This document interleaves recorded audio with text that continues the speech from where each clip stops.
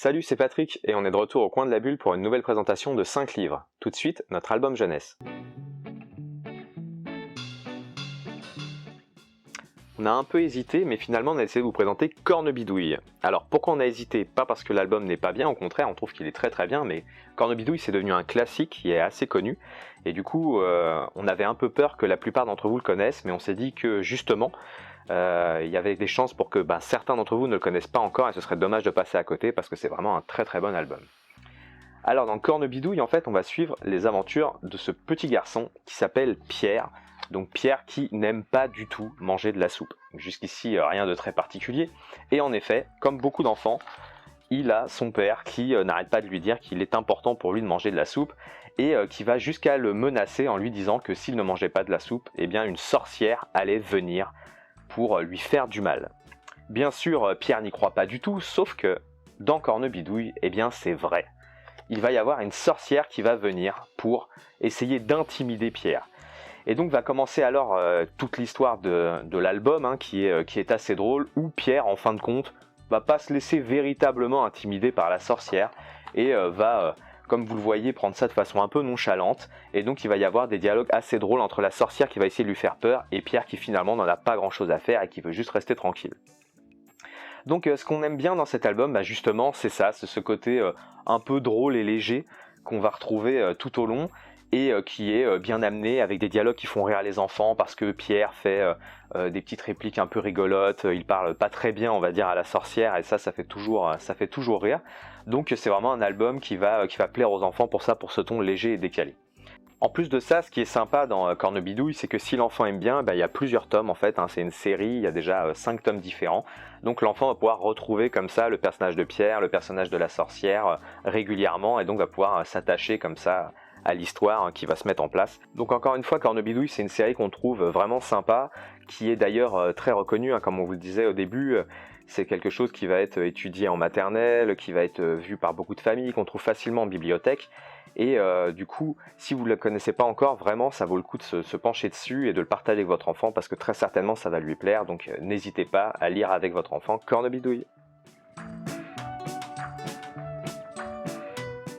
La BD qu'on a choisi de vous présenter aujourd'hui, c'est Voro. Donc Voro, c'est une bande dessinée médiévale fantastique dans laquelle on va suivre les aventures de Lilia, donc cette jeune fille qui fait partie de la guilde des voleurs, mais qui va vouloir prouver en fait qu'elle est meilleure que ce qu'on croit. En effet, dans la guilde des voleurs, donc qui est ici présentée, on voit Lilia, et le chef de la guilde des voleurs considère que les filles ne savent pas faire grand chose, donc on voit le chef ici. Et du coup, Lilia, qui en a un peu marre d'être considérée moins que les autres, va vouloir prouver sa valeur en allant dérober quelque chose de très très difficile à voler. Et pour montrer qu'elle est la meilleure voleuse, sauf que en faisant cela, sans s'en rendre compte, elle va se lancer dans une grande quête très compliquée et se mettre beaucoup d'ennemis sur le dos. Et donc va commencer alors la grande aventure de Voro, une quête très épique où il va y avoir beaucoup de rebondissements. Et c'est d'ailleurs ce qu'on apprécie dans cette bande dessinée, c'est le côté vraiment le souffle, on va dire, aventurier de l'histoire, où il va toujours se passer des choses, de plus en plus de choses, et on va découvrir le monde qui est vraiment très très vaste. C'est vraiment une bande dessinée qui a la force de présenter un univers très particulier et qui est de plus en plus riche, et donc c'est pour ça qu'on trouve que c'est vraiment intéressant comme bande dessinée. Ce qu'on apprécie également dans Voro, c'est le personnage de Lilia, donc la jeune voleuse, parce que c'est pas un personnage féminin comme on peut en trouver qui va sortir du lot, soit parce qu'elle est plus jolie, soit parce qu'elle connaît plus de choses, soit parce qu'elle est plus intelligente. Non, Lilia finalement, elle est ni très jolie ni très maline, mais par contre elle est très courageuse et très audacieuse, donc elle n'hésite pas à y aller. C'est des qualités qu'on retrouve d'habitude plus souvent chez des personnages masculins, et ça fait plaisir de voir un auteur qui n'hésite pas à donner ces qualités-là à un personnage féminin, donc on tenait à le souligner parce qu'on trouve que c'est vraiment sympa. La bande dessinée va s'étaler au total sur 9 tomes, donc dans le cycle de Voro, donc 3 cycles de 3 tomes, et c'est une histoire vraiment qui va se construire petit à petit, où on va apprendre de plus en plus de choses, où il va se passer de plus en plus d'événements différents, et donc c'est vraiment une saga qui va emporter l'enfant tout du long, donc c'est vraiment quelque chose qui est sympa à suivre. On pense que ça va vraiment plaire à des enfants à partir de 8-9 ans, même si certainement c'est des enfants un peu plus grands qui vont accrocher, sans doute on va dire à partir de 11 ans, parce que l'histoire est plus profonde qu'il n'y paraît, et du coup c'est sûrement des plus grands qui vont vraiment savourer l'histoire d'un bout à l'autre. Donc encore une fois, si on vous présente Voro aujourd'hui, c'est parce qu'on trouve que c'est une série qui sort du lot, pas forcément par son graphisme ou par son rythme, mais vraiment par le traitement de son personnage et aussi par, on va dire, le souffle épique qui est encore plus grand que dans la plupart des bandes dessinées du genre. On est vraiment sur quelque chose un peu comme dans Bergère guerrière qui va marquer et qui va donner envie d'aller jusqu'au bout. Et c'est pour ça qu'on voulait vraiment vous le présenter aujourd'hui.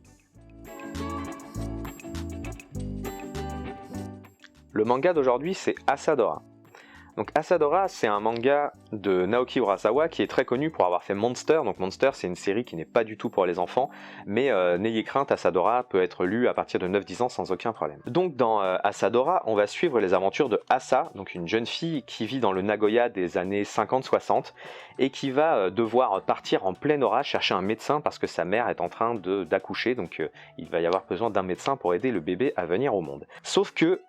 durant son périple à travers la ville qui est en train d'être évacuée parce que l'orage est tellement fort que les gens ont peur qu'il y ait une inondation,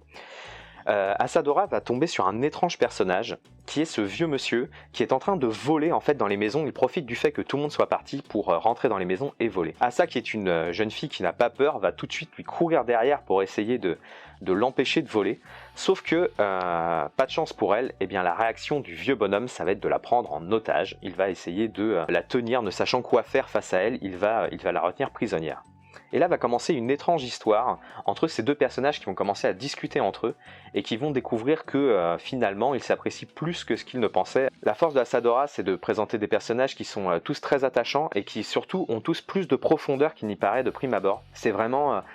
intéressant de les suivre et comme dans un bon feuilleton par exemple, on va vraiment prendre plaisir à apprendre le passé des personnages qui va se révéler au fur et à mesure. Et justement, l'auteur va jouer comme ça sur les époques,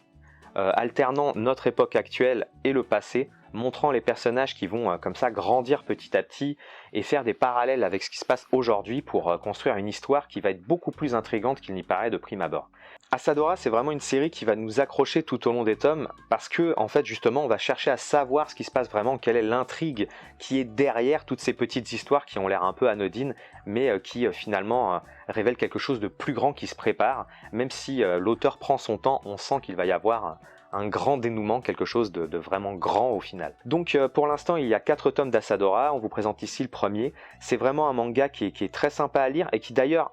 est lisible par des enfants, mais on est certain que des adultes vont y prendre plaisir justement parce que le traitement ici est très fin, les personnages encore une fois sont vraiment très travaillés et donc c'est vraiment agréable à suivre tout du long. C'est vraiment un manga qui est vraiment sympa à lire.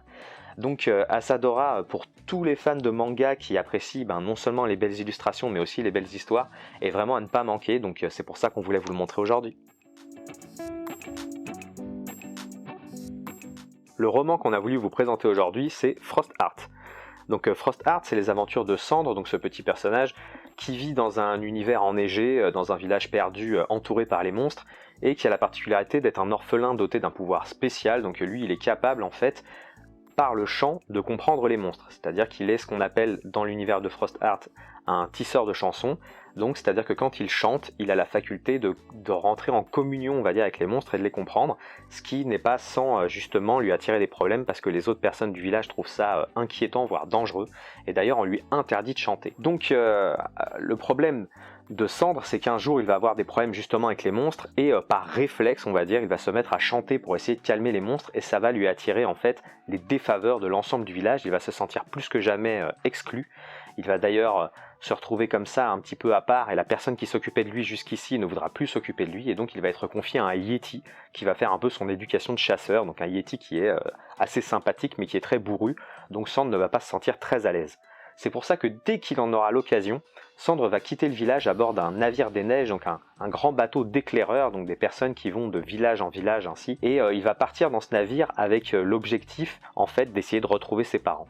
C'est comme ça que commence donc la saga de Frost Heart, qui est vraiment au tout début, ici c'est le premier tome, on sait qu'il y en aura plusieurs, et on sent que c'est une aventure qui va être épique dans un univers qui va se révéler peu à peu au fur et à mesure, et qui donne vraiment envie, surtout que l'ouvrage a cette force, cette particularité de se mettre en place vraiment lentement, c'est-à-dire que souvent on va dire dans la littérature moderne, les choses commencent avec de l'action tout de suite, avec des personnages qui sont d'emblée comme ça, avec de l'action, de l'aventure, alors que dans Frost Heart, on prend son temps, l'histoire se pose peu à peu, on découvre l'univers peu à peu, les personnages également, et du coup c'est vraiment quelque chose qui nous entraîne progressivement dans la lecture, et ça c'est quelque chose qu'on a apprécié.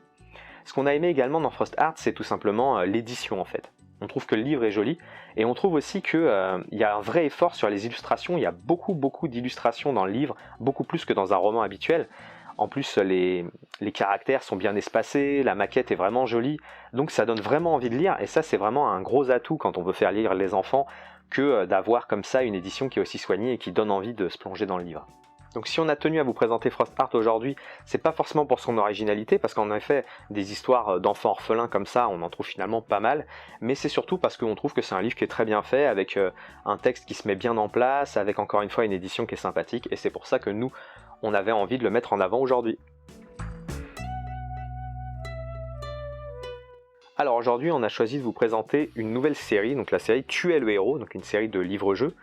Donc on vous présente ici le premier tome, le tournoi de tous les dangers, mais en fait c'est pour présenter l'ensemble de la gamme. Il faut savoir que chaque tome correspond à un univers historique différent, donc ici on va parler des chevaliers, mais il va y avoir un tome où on va jouer un viking, un autre où on va jouer un pharaon, d'autres même on va pouvoir jouer des animaux comme un cheval ou un loup. Donc vraiment c'est une des forces d'ailleurs de cette série, c'est que chaque livre est un univers différent, qui va permettre donc à l'enfant d'aller vers ce qui l'intéresse le plus. S'il aime les pompiers, il y aura un livre sur les pompiers, s'il aime la police, il y aura un livre sur les policiers. Il y a comme ça une série qui est très étendue et donc très certainement un des livres qui va attirer l'enfant plus que les autres, même si on espère qu'une fois qu'il en aura commencé un, il aura envie de faire les autres également. Donc dans ce livre, ce qui est sympa, c'est que déjà, par rapport aux autres livres-jeux, les livres de la série Tu es le héros sont des livres qui ont la particularité de vraiment essayer d'apprendre des choses aux enfants. Donc il y a vraiment une notion de faire découvrir du vocabulaire, une époque, ce genre de choses. Par exemple dans celui-ci, sur le Moyen-Âge, donc il y a la présentation du petit personnage ici, mais il y a également le contexte historique qui est rappelé très rapidement, histoire que l'enfant ait quelques repères, et donc ça on a trouvé ça sympa. Tout au long d'ailleurs du livre, il va y avoir comme ça des petites notes en fait sous forme de quiz en fait pour apprendre du vocabulaire de l'époque. Donc là par exemple le haubert, qu'est-ce que c'est? Donc il va y avoir des réponses au choix et l'enfant va pouvoir vérifier à la fin du livre ces réponses pour voir si s'il sait ce que c'est concrètement. Sinon en termes de livre-jeu, c'est un livre qui est assez classique, il va y avoir des paragraphes avec des choix à faire qui sont toujours notés en gras et on va se reporter au numéro où on souhaite aller. Là par exemple si on choisit le premier choix, il faudra aller au 19, donc on va tourner jusqu'au 19 qu'on va retrouver facilement parce que l'édition est très claire, donc c'est toujours des gros chiffres bien notés, c'est bien aéré, c'est bien illustré, donc vraiment l'édition est très réussie, c'est très facile à suivre. C'est une des forces d'ailleurs de cette série Tu es le héros, c'est que c'est des livres qui sont pas trop longs, donc on sait que les enfants vont vraiment pouvoir aller jusqu'au bout sans trop de problèmes. C'est peut-être aussi une des limites de la série, c'est-à-dire que comme on a voulu en fait réduire les textes, parfois les passages de chapitre à un autre sont un peu rapides on va dire, avec peut-être un manque d'explication, mais globalement ça reste une lecture qui est très agréable, donc c'est pas un défaut qui en soi est insurmontable, même s'il faut quand même savoir que de fait, de par la volonté de raccourcir le texte, la qualité est peut-être un peu moindre que ce qu'on peut trouver dans d'autres livres-jeux. Une fois que le livre est terminé, l'enfant va pouvoir aller comme ça à la fin jusqu'à un dernier chapitre dans lequel il va y avoir un quiz qui va permettre de vérifier un peu ce qu'il a appris tout au long de l'ouvrage. Et puis il va ainsi scorer des points en fonction de ses réponses tout au long de la partie et des choix qu'il a fait. Et il va savoir à la fin, donc il va pouvoir avoir un petit classement pour savoir s'il a bel et bien réussi le livre, donc avec comme ça une notion de défi qui lui donnera peut-être envie de revenir sur l'ouvrage pour essayer d'améliorer son score une prochaine fois. Donc encore une fois, cette série, nous on la trouve très adaptée aux enfants à partir de 8 ans à peu près, donc c'est peut-être un des livres-jeux les plus adaptés pour des enfants, on va dire, qui sont encore en CE2, alors que d'habitude les livres-jeux c'est plutôt pour des un peu plus grands. Et donc la grande force de cette série de livres-jeux vraiment c'est encore une fois le fait qu'on propose tout un tas de thèmes, qu'il y ait vraiment du choix, donc ça c'est vraiment quelque chose qui est plaisant pour l'enfant et c'est pour ça que nous on pensait que la série Tu es le héros méritait d'être présentée aujourd'hui. Et voilà, c'est tout pour notre sélection d'aujourd'hui. Si vous avez aimé, n'hésitez pas à liker. Je vous dis à très bientôt pour une prochaine vidéo.